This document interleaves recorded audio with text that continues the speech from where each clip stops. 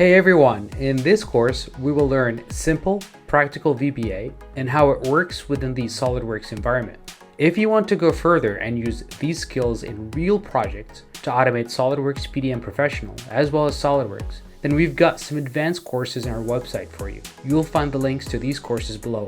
Let's get started.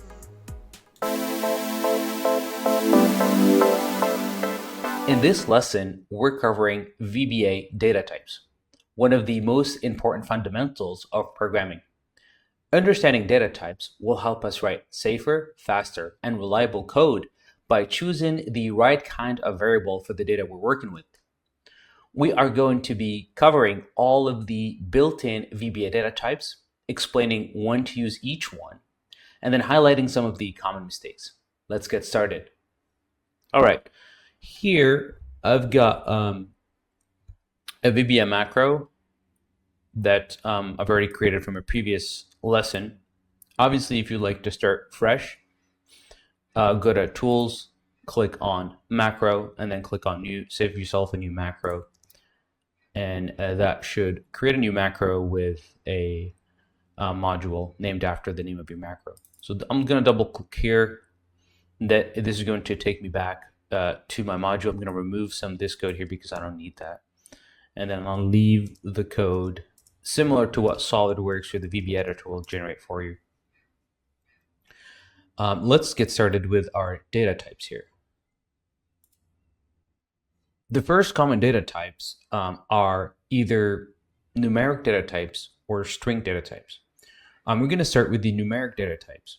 So these describe a value that's basically a number. The most straightforward one is called a byte.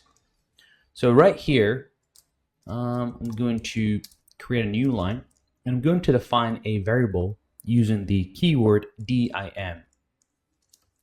So dim means dimension. After this special keyword that gets automatically highlighted here, if I start typing the rest of the line, it will be highlighted here in blue, just like what we have here with set as well as sub.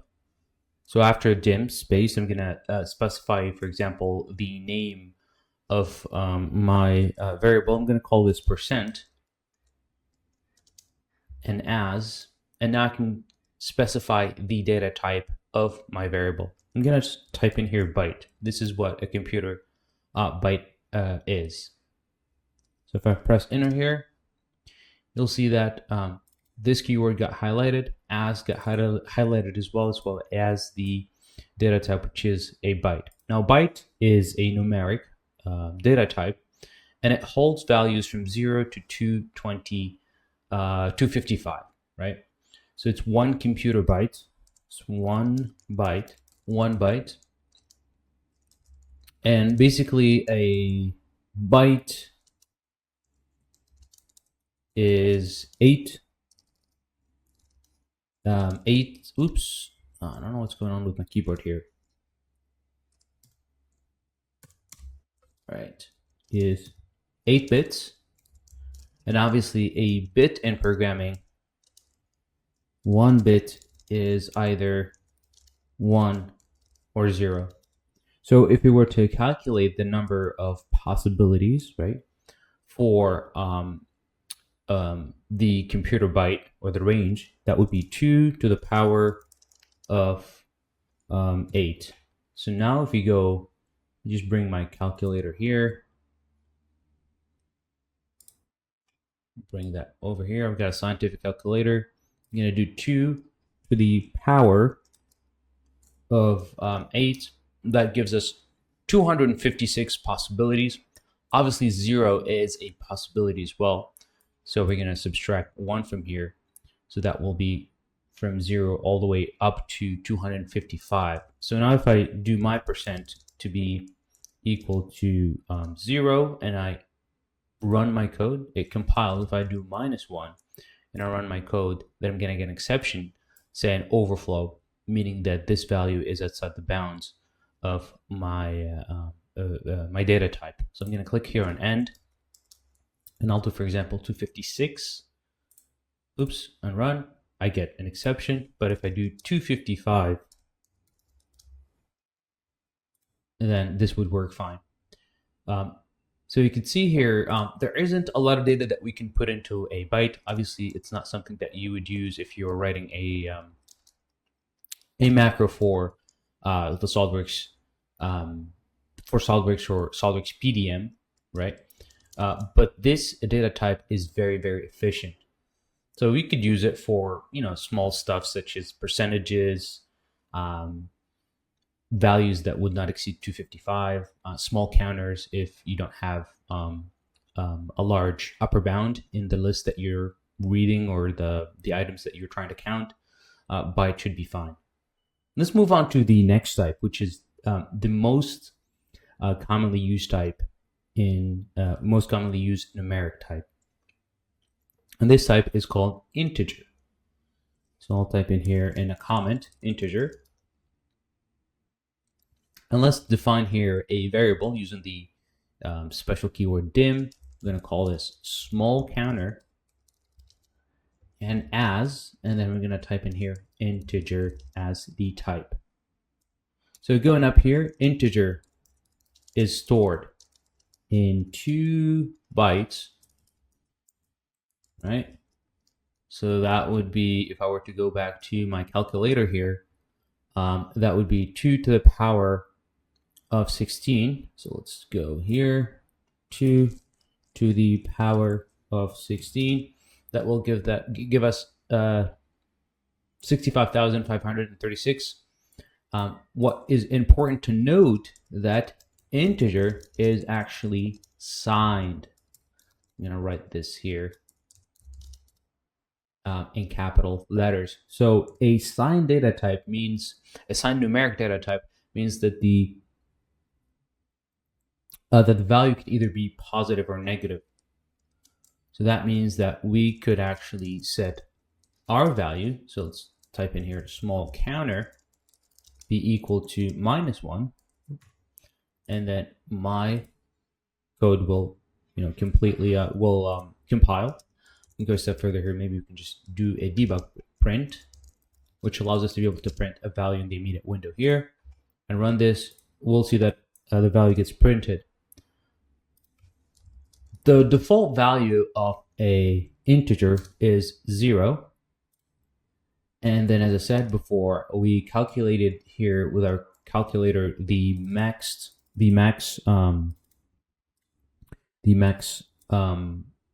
number of possibilities.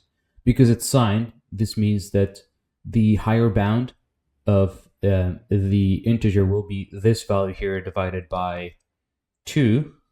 And so let's divide that here by 2. That will give us 32,786 or 68, which will give us an error since 0 is a value. So that means it will be 67. So if we run our code, we'll get another overflow error. So we'll click end here. So I'll have to go down one level here, or one value down, and then you can see that our code compiles. And then if I were to go minus, then this would work just fine. Awesome. So we could use integer here for small counters as well. Slightly better than the byte. However, you could easily overflow if you go up to values above the 32,767. For that, VBA has another data type called long. So let's define here a variable. Let's call it file count as long. And long is stored in 4 bytes. So the range of possibilities here is huge compared to the integer, the 2 bytes. So we're talking about roughly close to 2 billion values. We can actually do that here. Go back here, clear this 2 to the power of 32. That will give us 4,294,900,065,000 296 possibilities. And long here is signed, so that means we have to divide this by 2 and subtract 1 to include the 0 to get the higher bound, and then the lower bound would be the same, minus. So this would be great if we are enumerating over a list or a folder directory, for example. You could possibly have hundreds of thousands of files. I would use long instead of using an integer. So we can do file count equals 2, and I will actually, I'll copy paste the value from the integer and drop the minus and then put 8 here, or maybe 9. So this will give us an overflow with the integer. However, with the long, if we run this, and perhaps we can do also a debug print, I'll type in here file count. I'm using two double quotes here because this is an integer. This is a string, which we will get to here in a couple minutes.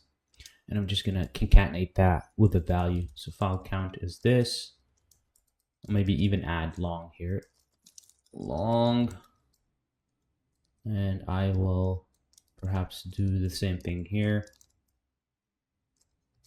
Integer. Change file count with small counter. And then just add the small counter here. Counter. And maybe leave it as is.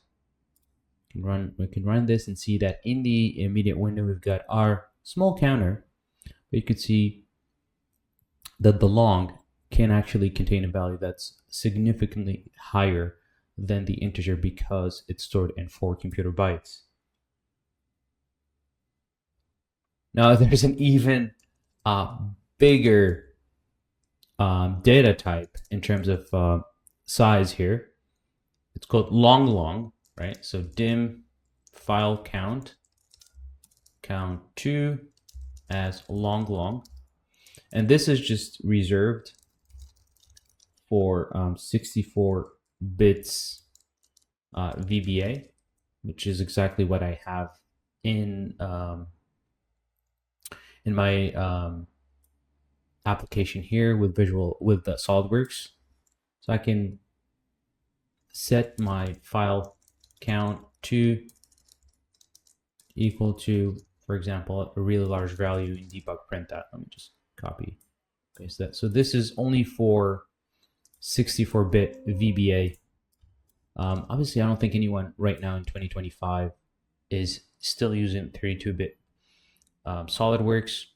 I think SolidWorks made the switch to 64-bit in 2013. I think maybe in 2015 they stopped releasing the 32-bit one version of SolidWorks.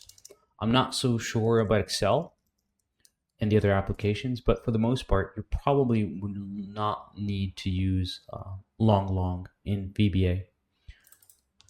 So let me just copy paste, or I've already copy pasted. I'm just going to make some changes here to the debug print and then run my code. Awesome. I'm just going to clear here my immediate window.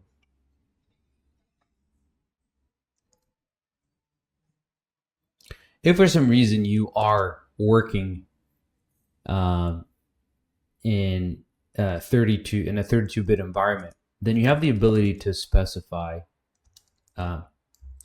your code to only execute if the environment is 64-bit. So you only need to type in here if VBA 7 and then do here end if, and then you can declare write code here that only works with 64-bit VBA, and you could just copy paste this and paste it right here.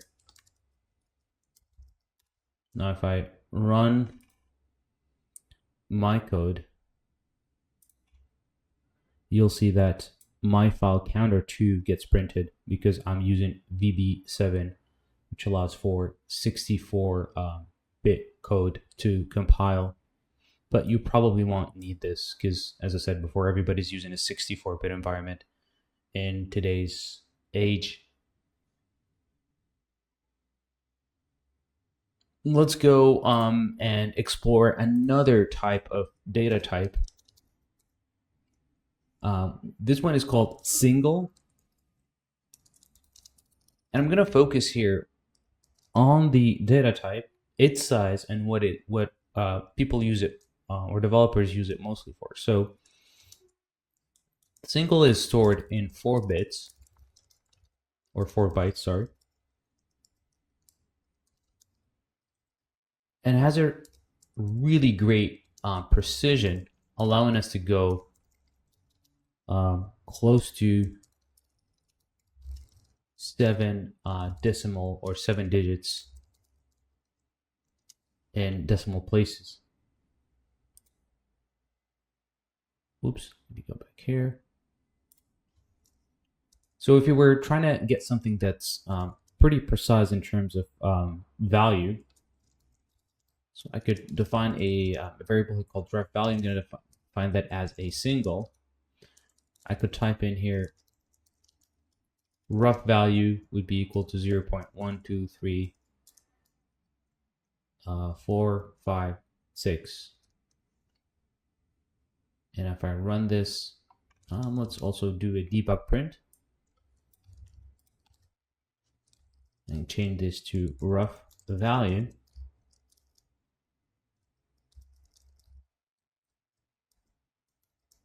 Call this rough value. And I'm going to change this to the type, which is single. Single, right. And then we can run this. Let's run it one more time. Run, and then we'll get our rough value.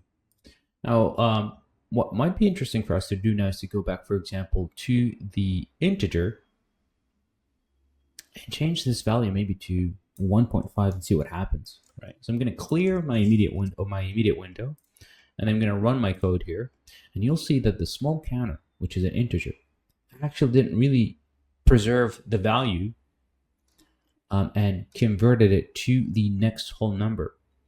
So what's really important here to note about the integer as well as the long is that it only allows for whole numbers. If you give it a number or with a decimal place, then it will convert that to the next whole number. So if I do 1.1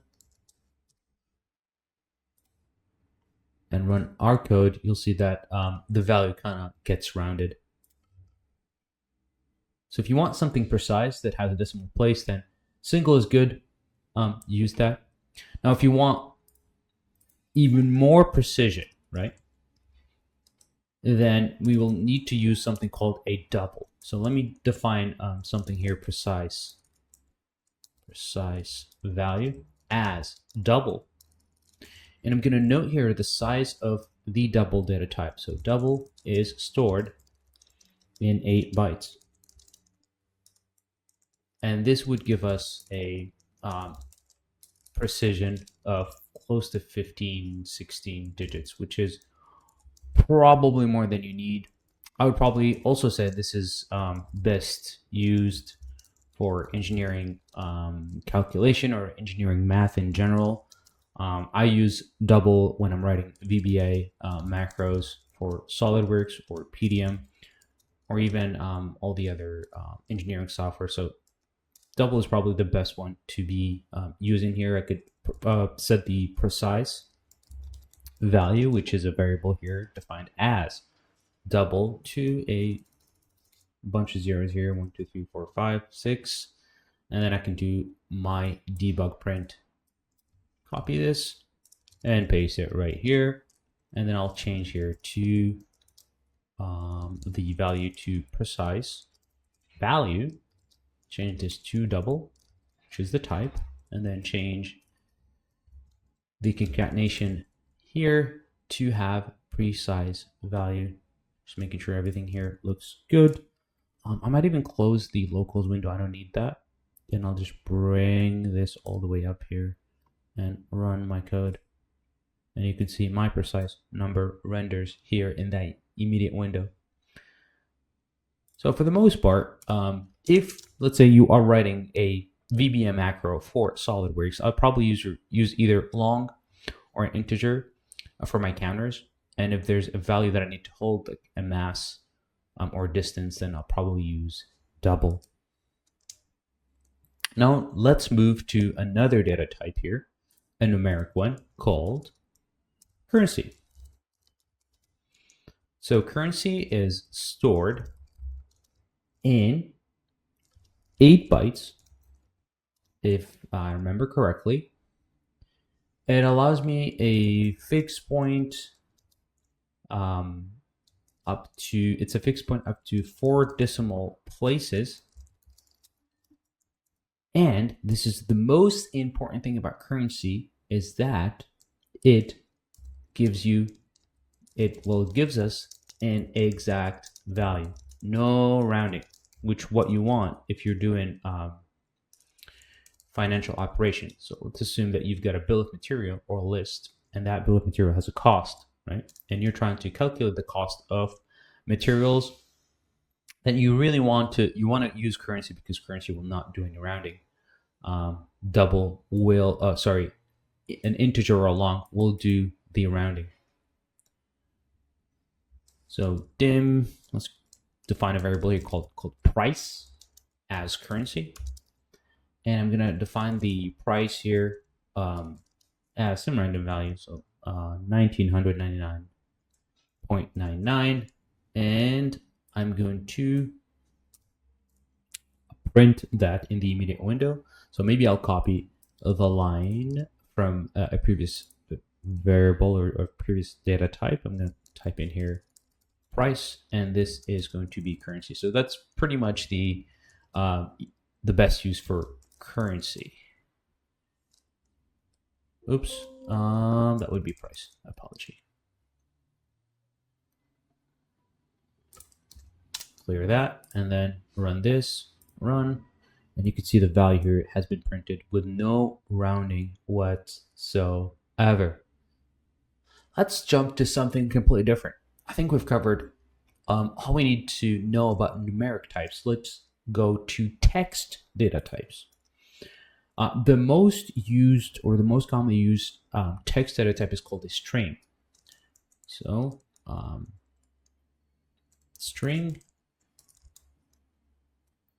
is stored, well, the size of the string depends on the number of characters is in the text that we're trying to store. So it's pretty much 2 bytes per character. I would use string, obviously, to store things such as, I'll use string to store, for example, file paths, names, anything really that is text and is not a numeric value, although you could actually put numeric values in a string. So I'll do dim username, for example, as a string, and I'll say username here equal to, for example, admin. And the way that I define a string or set the value of a string is that I need to use these 2 double quotes to set the value of the string. Everything that's in between these 2 double quotes will be the value of our string variable username. Another commonly used data type is date. So date is stored in 8 bytes. And the date allows us to store time and date. So I can define a variable here called created on as date.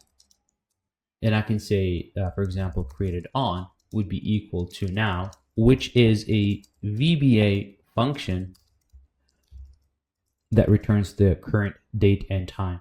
So now, this notation right here, VBA dot, is a library that exists that we are referencing right now from tools.references,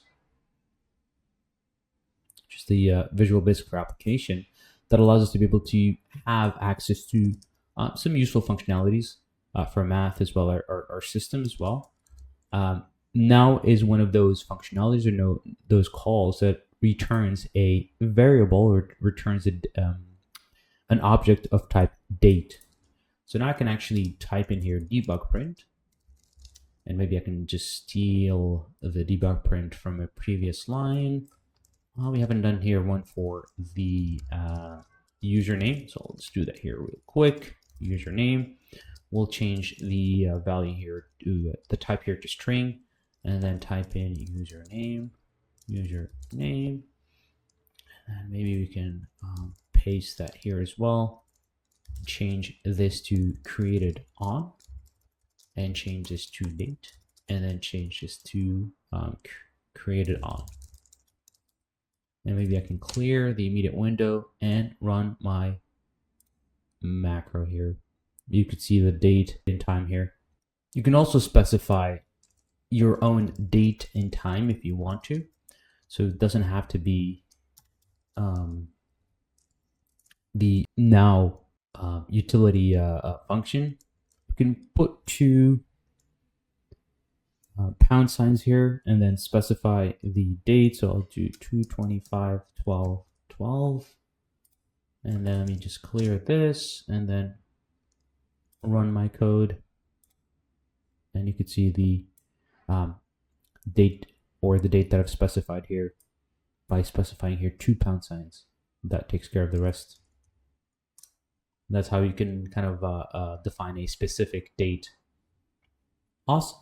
Now, need to maybe talk a little bit about implicit conversions, because this is something that you will see happen quite often in your programming journey here with VBA. Let me define a variable here. I'm going to call this int as integer, and I'm going to, let's do int1, and I'm going to set the value of int to 1. Nothing special. int1 will print just fine. You can see that printed here at the bottom. However, if I were to set int to be equal to double quotes 1 and then another double quote. So this is what we would use for a string, and then we'll run our code. What happens here is that our value still gets set to int1, which is an integer type, even if the value that we set was a string. Now what happens here in the background? What happens is that VBA takes this value, which is a string, and tries to convert it to an integer implicitly and set that to the integer value. So if I were to type in here 1.5, clear this, and then run my code one more time, you'll see that the value was converted to an integer, and then it got rounded up to the next whole number. Awesome. Now let's do something slightly more advanced. I'm actually going to type in here int equal to username, which has the value of admin, right? I'm going to run my code, and I get a type mismatch, which is an error that happened at this line. If I click debug, the VBA editor will take me directly to where that error or that exception was thrown. The value here is admin, which is a string, right? And then the variable that we're trying to set this value to is called int1, but of type integer. There is no implicit conversion is possible from admin text to an integer type. So this conversion can happen, and thus we get that error. So you got to be super careful about throwing VBA data types between different variables that have different types, and be aware that VBA will try to convert the value implicitly to the target data type. So you might lose some precision if you're not careful. If you're throwing, for example, a double to an integer and you need that precision. Awesome. I'm going to remove these couple lines of code here, and then we'll move on to the other data types. We've got something here called an enum. So an enum basically is a group of numbers that have significant or meaningful names. For example, I'm going to type in here enum, or I could actually define that. Let's just define that all the way outside here. Type in here enum, and then I'm going to type in here, for example, file state, and then press enter, and then type in here end enum. Now I'm able to define a group of numbers with meaningful names. So for example, in my program, I want to associate the number 0, right, to a state of draft. So I can type in here state underscore draft equals 0. And then, for example, state underscore released equals 1. And then state underscore obsolete equals 2. So if I were to scroll all the way down here at the bottom of my VBA main subroutine, and then let's say that I'm going to type in here dim state as file state, which is a new type that I just defined up there, the enum type file state. I can set my state to be equal to state underscore draft or obsolete or released, which are in reality numbers, but they're named numbers. So this makes my code extremely readable. I don't have to remember that in my logic, 1 refers to the draft state, and I can just do a debug print here on the state, and see that the value here is 0, which is what we associated with draft. So enums are very useful way of putting together a group of numbers and giving each number a name. They're pretty much named constant, and these names allow the developer to be able to give those value a meaningful name in their logic. There's also another interesting type here called variant. So I'm going to define a variable called anything as variant. And what's really interesting about variant is that it could be anything. It could be a integer, and then it could be set to a, for example, a double, and then it could be set to a text. So let's just debug print these real quick, just to show you. So let's do I'm gonna just copy paste this line, copy paste this line one more time, and then copy paste this line, and then we'll say here anything.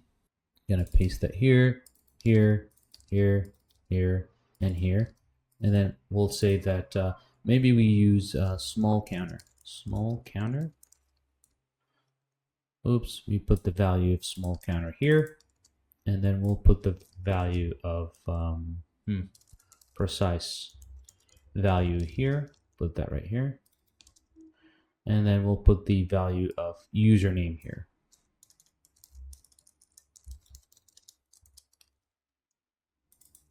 And change this to username.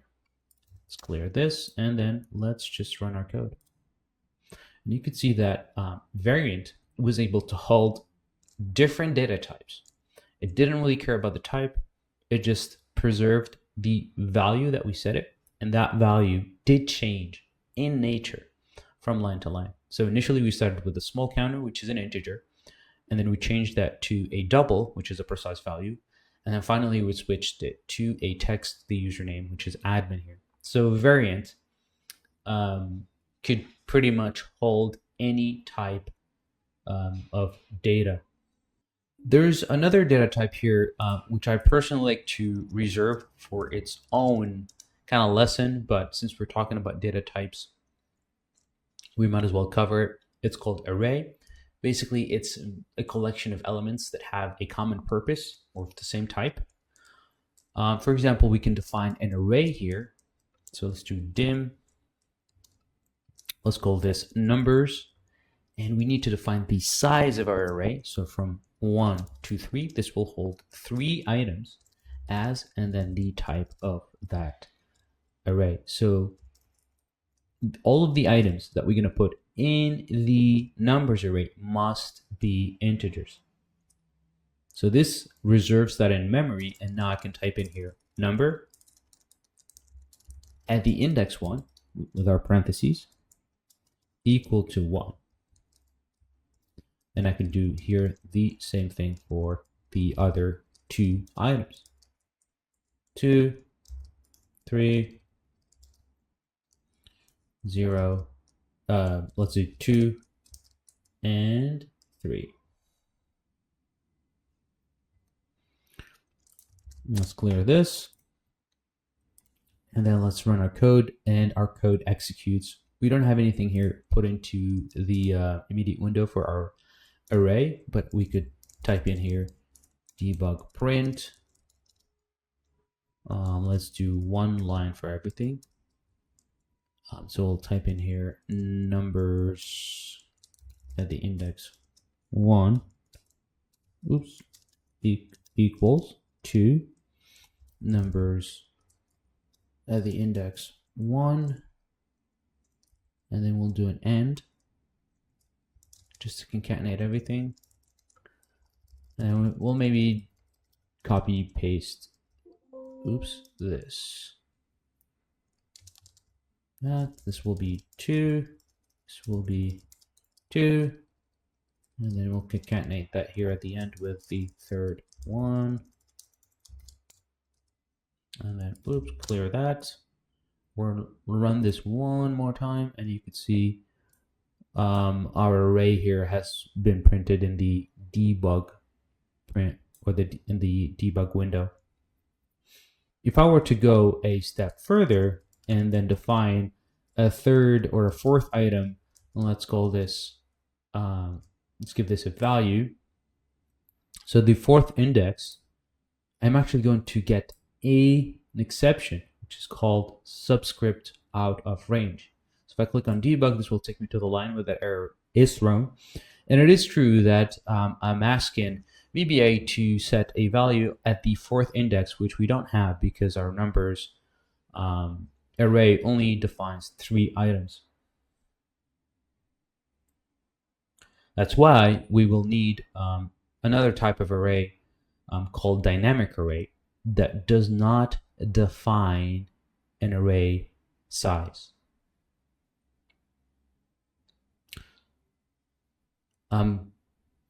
We'll possibly leave that for the lesson that on data structures, because that would be a more appropriate lesson to talk about dynamic arrays. So as a kind of a rule of thumb here, I would always suggest to use long for whole numbers. If I'm doing some heavy math or some engineering calculations here, I would use double for those calculations. If I'm doing a sum of a cost and a bill of material, I'll use currency to maintain the precision. Obviously, I'm going to use string for text. If I've got a value that can change, I'll use variant for that. And I think we possibly have missed one last type here, which is the Boolean type, which I'll use for logic. And let's go back here and define Boolean. So I'll stop the execution, and I'm going to define a value here called, or a variable called condition as Boolean. And a Boolean can either be a true or Boolean could be a false. So these are the 2 possible values that a Boolean could have. So we'll use these conditions later on in the conditional structures and loops lessons. This is the last data type that I would use for logic or Boolean logic.